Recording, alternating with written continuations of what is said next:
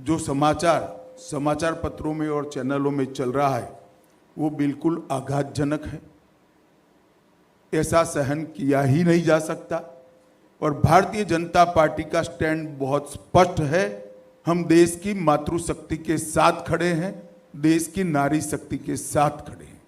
नरेंद्र मोदी जी का पूरे देश को एक कमिटमेंट है कि कहीं पर भी मातृशक्ति के अपमान को सहन नहीं किया जाना। परंतु कांग्रेस पार्टी जो हम पर आरोप लगाना चाहती है, मैं छोटी सी बात पूछना चाहता हूं, वहां सरकार किसकी है? सरकार कांग्रेस पार्टी की है। फेक वीडियो आपके ध्यान में ही होंगे क्योंकि टाइम पर रिलीज किए गए हैं। और अब तक कार्यवाही कांग्रेस पार्टी ने क्यों नहीं की? कार्यवाही हमने नहीं करनी है। ये लॉ एंड ऑर्डर का इश्यू स्टेट का इश्यू है। प्रियंका जी हमसे सवाल पूछ रही है, मैं प्रियंका जी को कहना चाहता हूं, नरेंद्र मोदी जी और मुझसे सवाल पूछने की जगह आपके मुख्यमंत्री उप मुख्यमंत्री को सवाल करिए कि आपकी सरकार क्या कर रही है, क्यों जांच नहीं हो रही है। हम जांच के पक्ष में है और हमारे साथी दल जेडीएस ने भी उन पर कदम उठाने की घोषणा की है। आज शायद उनकी कोर कमेटी की मीटिंग है और कदम उठाए भी जाएंगे। इस प्रकार की घटनाओं को सार्वजनिक जीवन में, समाज में या निजी तौर पर कहीं पर कोई स्थान नहीं होना चाहिए।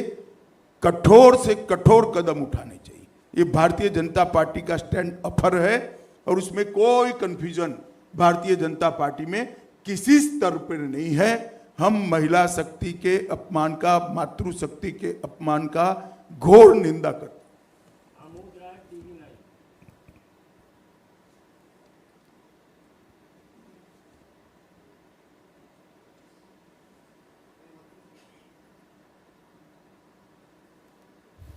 गृह मंत्री जी, एक कांग्रेस फेस्ट में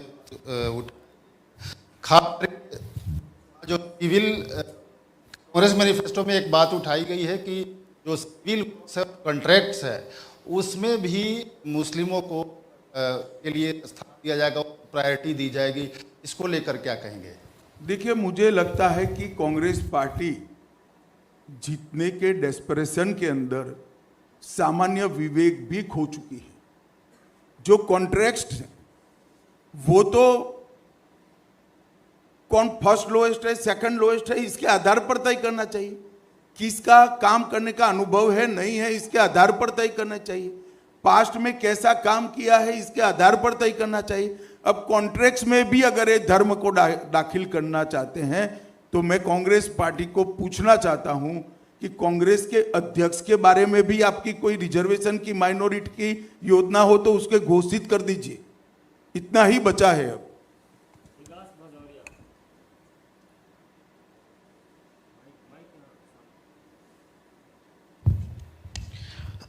अमित जी, मेरा सवाल ये है कि प्रधानमंत्री बार बार ये कह रहे हैं कि 100 दिनों के अंदर वो एक बड़े फैसले लेने वाले हैं। उनकी सरकार कई बड़े फैसले। विकास जी, 100 दिन होंगे, मालूम पड़ जाएगा। हम ही जीत कर आने वाले। थोड़ी क्यूरियोसिटी को शांत करिए। चलिए, मेरा सवाल ये है, क्या कुछ नहीं निकलेगा भैया, क्यूरियोसिटी शांत रखो। समान नागरिक संहिता को लेकर बार बार ये कहा जा रहा है कि शायद 100 दिन के भीतर लागू हो जाएगी। वो आपकी एक कल्पना है। हमने हमारे घोषणा पत्र में 5 साल के घोषणा पत्र में रखा है, उचित समय पर हो जाए।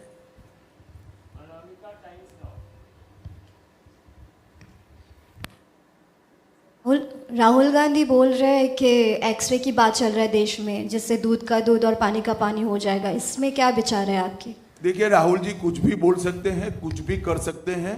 गनीमत है कि उनको करने का मौका जनता नहीं देती है और इस बार भी नहीं मिलने वाला है। धन्यवाद। अब शायद वीडियो ठीक से प्ले हो पाए। मैं यहाँ कहकर जाता हूं, भारतीय जनता पार्टी की सरकार बनेगी तो एक गैर संवैधानिक मुस्लिम रिजर्वेशन को हम समाप्त कर देंगे। ये अधिकार तेलंगाना के एससी, एसटी और ओबीसी का है, वो अधिकार उनको मिलेगा और मुस्लिम रिजर्वेशन को हम समाप्त कर देंगे। भारतीय जनता पार्टी की सरकार बनेगी तो एक गैर संवैधानिक एससी, एसटी और ओबीसी का है, वो रिजर्वेशन को हम समाप्त कर देंगे। रिजर्वेशन को हम समाप्त कर देंगे। तो दोनों वीडियो आपके सामने है। मेरा करबद्ध निवेदन है कि रिजर्वेशन के बारे में और इस फेक वीडियो के बारे में कांग्रेस जो भ्रांति फैला रही है, वो भ्रांति को निरस्त करने में मीडिया भी अपना सहयोग दे।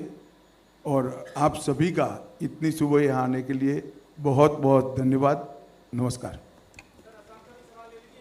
हाँ बोलिए।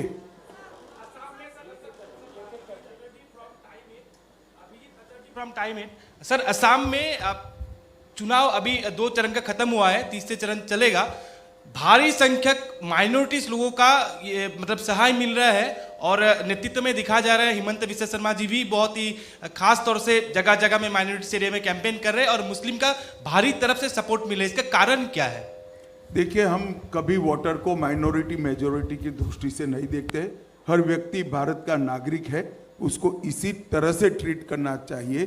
परंतु मैं इतना जरूर कह देता हूं, आसाम में हम कम से कम 12 सीट जीतेंगे, ये तय है। हमारी पार्टी इसके लिए विश्वास व्यक्त करती है। कम से कम 12 से आगे भी जा सकती है। सर, असम के कई कंस्टिट्यूएंसी में आपने भी प्रसार में भाग लिया, कैसा देख रहे हैं आपके हिसाब से?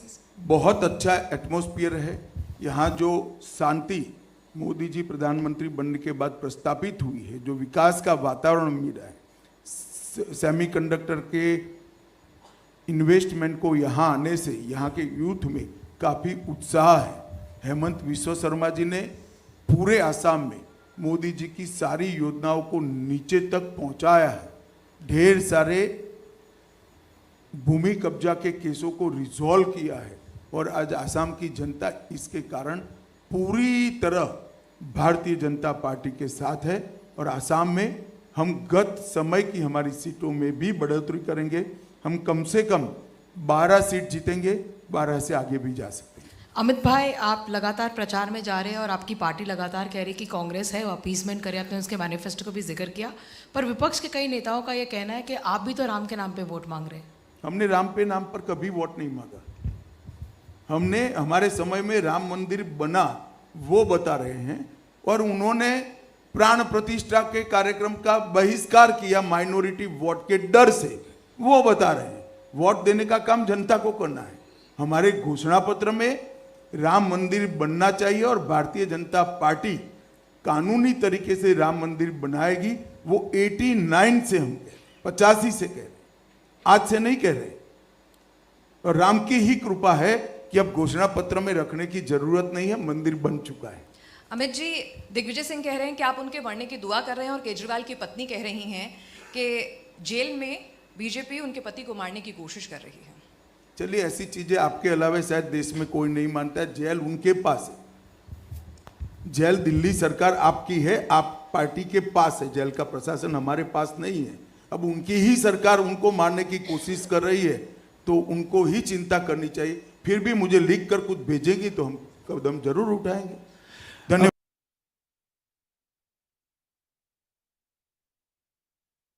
अमित जी, लास्ट आखिरी सवाल असम से ही है कि आप लोग कह रहे हैं कि इस बार वोटों में इजाफा हुआ है, वोट सीट का व्यवधान बढ़ेगा इस बार असम में, तो ये लोगों का कांग्रेस के प्रति मतलब खफा कांग्रेस के प्रति है, इसीलिए आपके तरफ रुझाव है या आपके कामों की वजह से? हमें नेगेटिव वोट नहीं मिल रहा है।